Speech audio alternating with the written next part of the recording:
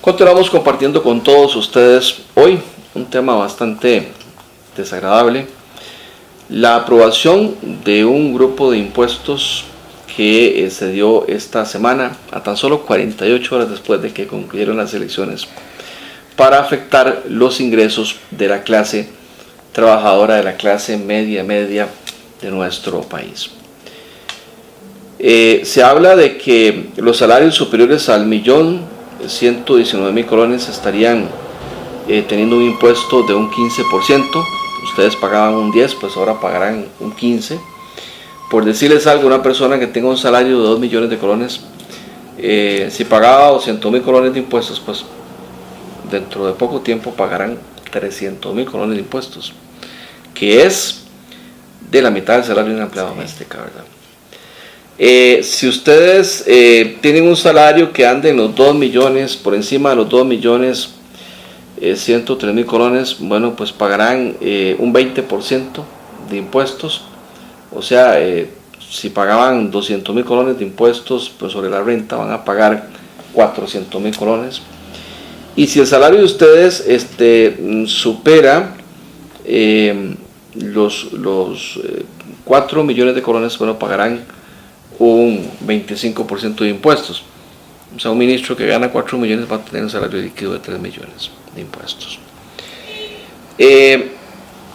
Vamos a ver, tratemos de recapitular un poco cómo fue que llegamos a esta situación. En 1987, en la primera administración de don Oscar Arias, Costa Rica llegó a un acuerdo con sus acreedores para hacer una reconversión de la deuda externa, de manera tal de que el país pudo tener prácticamente una condonación de esta deuda, decir borrón y cuenta nueva, no más deuda externa, y llegar a sanear las finanzas del Estado. Recuerdo que en aquel entonces, en los años 70 y 80, muchos hablaban del golpe de la deuda externa en Latinoamérica. Para don Pepe Figueres, nuestro fundador de la Segunda República, estas deudas no tenían razón de ser. Él decía que muchas veces pues estaban recontrapagadas porque se habían pagado 3 o 4 veces con lo que se cancelaban de impuestos.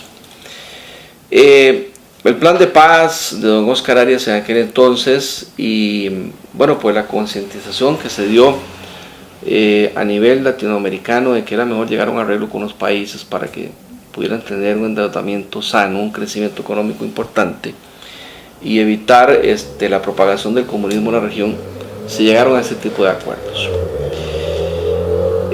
Costa Rica fue bastante resquemoso, pues, si me permiten usar esa palabra, ¿verdad? Un poco quisquilloso el país, ¿verdad? En volverse a endeudar. Y se decía que inclusive cualquier presupuesto que debiera de aprobarse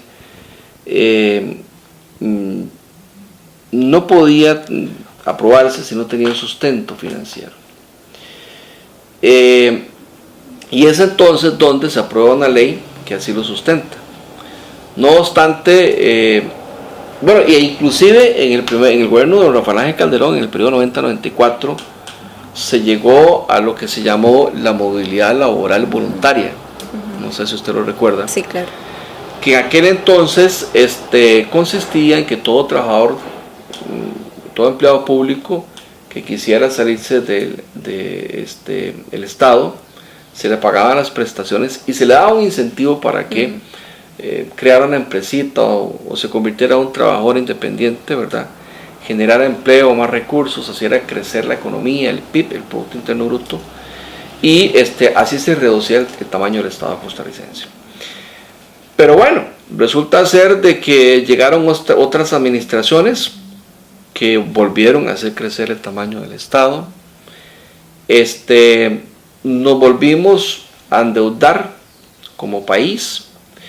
Se creó una deuda externa que era como una bola de nieve, donde el país pedía un empréstito por aquí, otro por allá, y sin ningún sustento financiero, sin realmente pues cumplir con los plazos de pago, sino que entonces lo que se ha hecho es que se me vence el plazo de pago con este acreedor, entonces cambio de acreedor. a un interés más bajo, y con un plazo mayor para pagar. Y resulta ser de que muchos de estos dineros, como los últimos que se aprobaron en la administración Arias en el segundo gobierno, son platas que están empantanadas, de las que hay que pagar intereses, y que están ociosas porque la ineficiencia administrativa del Estado ha impedido que se puedan invertir en la economía para hacer crecer la economía o para prestar un mejor servicio social. Eso es lo que ha venido ocurriendo con el Estado costarricense. Paralelamente se ha dicho que el país tiene una evasión fiscal terrible, que es lo que la gente pues evade, no pago de impuestos, ¿verdad? Porque contrabandean o porque mienten al fisco y faltan buenos controles para evitar que suceda. Y también hay elusión fiscal, donde los empresarios se agarran de algún artilugio legal para, desde un punto de vista legal, evitar el pago de esos impuestos. Se dice que por parte de la Contraloría General de la República que se estima de que esta ilusión y evasión fiscal puedan dar en un 8% del PIB, 2 puntos por encima inclusive del déficit total que tenemos hoy por hoy. Y se dice que también hay una ineficiencia en cuanto al tema de la recaudación fiscal. Todo esto pues nos lleva a cuestionarnos hasta dónde es que tenemos que pagar más impuestos o no, o hasta dónde tenemos que exigirle a esos que elegimos en febrero y los que eligieron el pasado domingo más orden, más eficiencia, más disciplina, para evitar el negociazo de los grandes financieros, inversionistas internacionales en el campo financiero, ¿verdad? Que se ganan millonadas con estas platas, porque son deudas donde se paga un 5, un 6, un 7% de intereses en dólares a nivel mundial, mientras que el Tesoro norteamericano paga un 1.5, un 2.5, un 2%. Es un negociazo, ¿no? Y la clase media costarricense pues cada día ve golpeado con más impuestos para atender esta situación. ¿Qué piensa usted de esto, María Carmen? Usted como una de las afectadas, como parte de la clase media. ¿De qué manera podríamos nosotros los costarricenses exigirle al político que cometa errores para, por ejemplo, endeudarse en 4.000 millones como se hizo en la segunda administración de don Oscar, y que esa plata ande ociosa porque no tenemos la capacidad gerencial administrativa por aspectos legales de que ese dinero esté invertido donde tiene que estar? ¿Qué podríamos hacer? ¿Qué sugiere usted? Bueno, a mí me parece que, como usted bien lo enfocó hace un momento, mayor eficiencia, pero para que haya una mayor eficiencia y concientización, también hay que lograr que se dé trabajo de las personas que están involucradas dentro del ejercicio de la función pública, y un trabajo serio, responsable, planificado, donde no se improvise, donde no se hagan las cosas por el simple hecho. Usted es administradora, perdón que la interrumpa, pero ¿cómo? ¿Cómo? Porque parece que quienes llegan a la administración pública trabajan muy bien, pero para beneficiar a unos pocos. Escándalos en todos los gobiernos se da.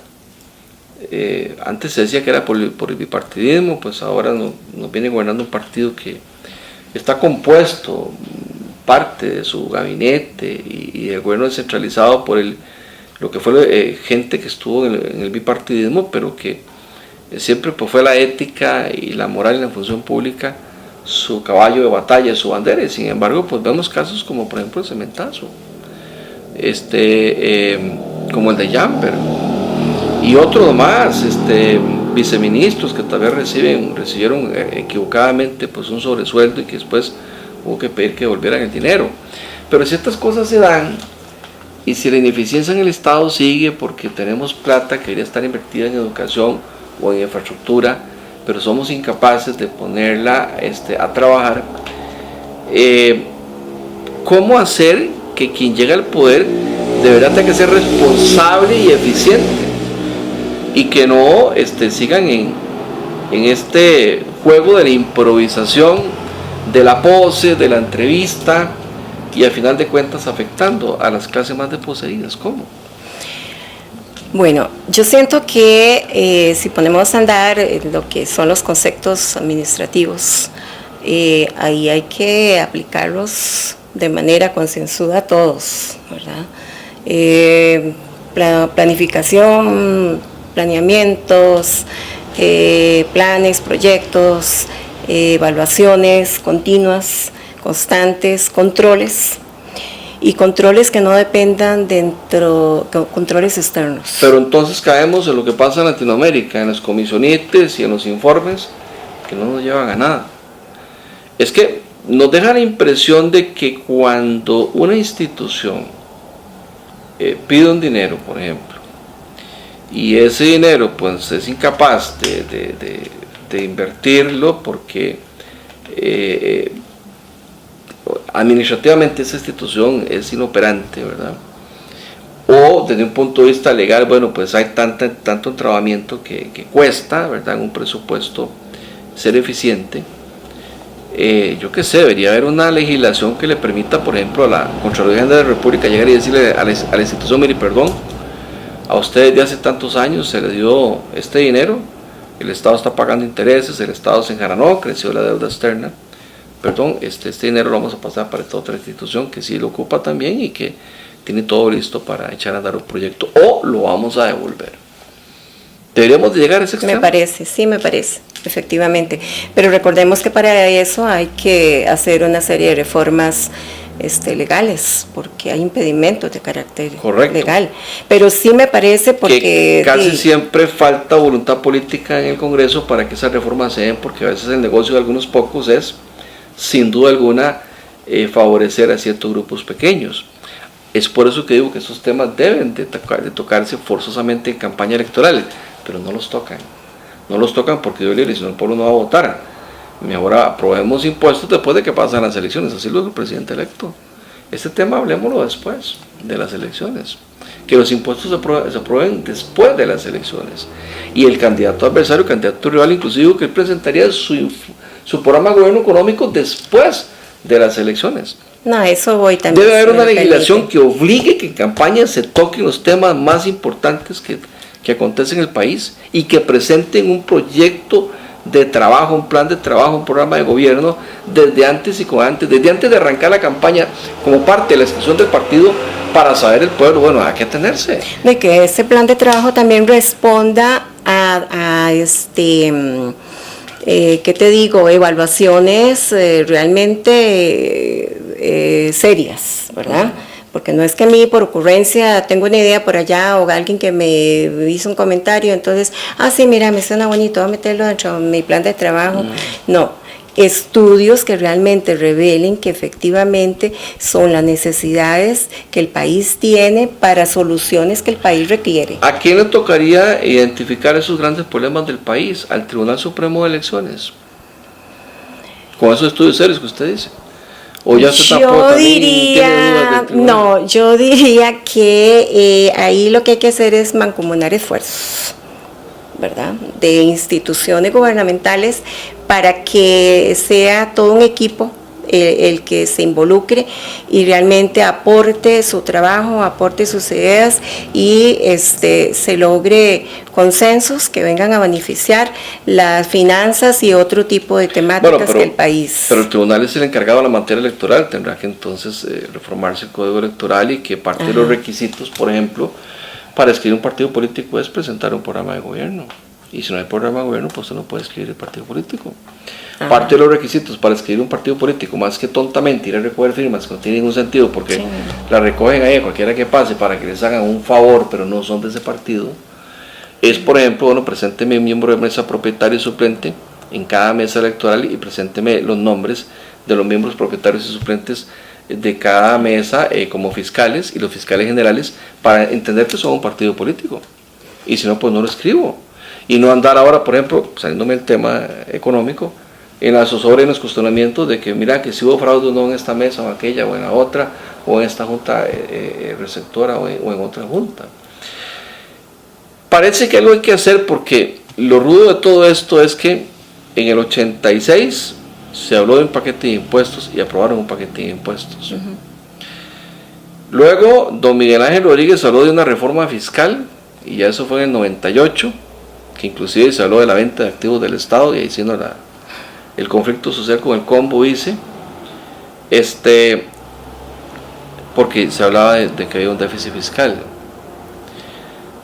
Don Abel Pacheco no aprobó los impuestos, y entregó un déficit de apenas un 2%, pero ya don Oscar también volvió a tocar el tema de los impuestos. Ahora se habla otra vez de impuestos y aprobar impuestos.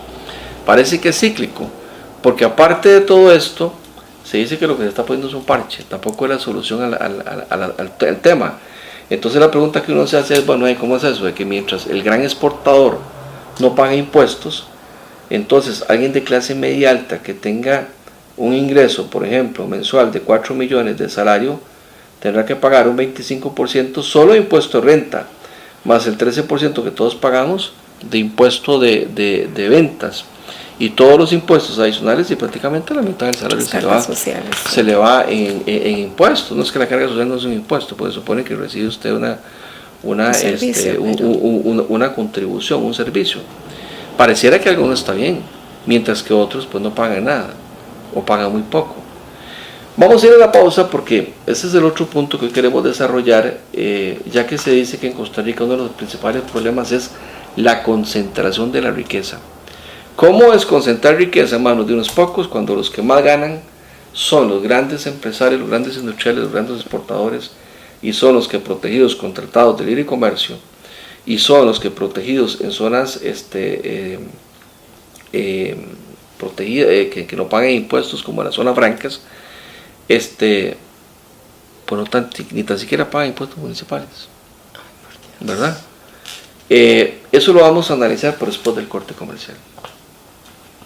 Teleplus Digital, los mejores canales al mejor precio, más de 50 canales por solo 10.500 colones al mes. Con Teleplus Digital podrá disfrutar de señal calidad digital, más tecnología y los mejores canales, con cobertura en toda el área metropolitana.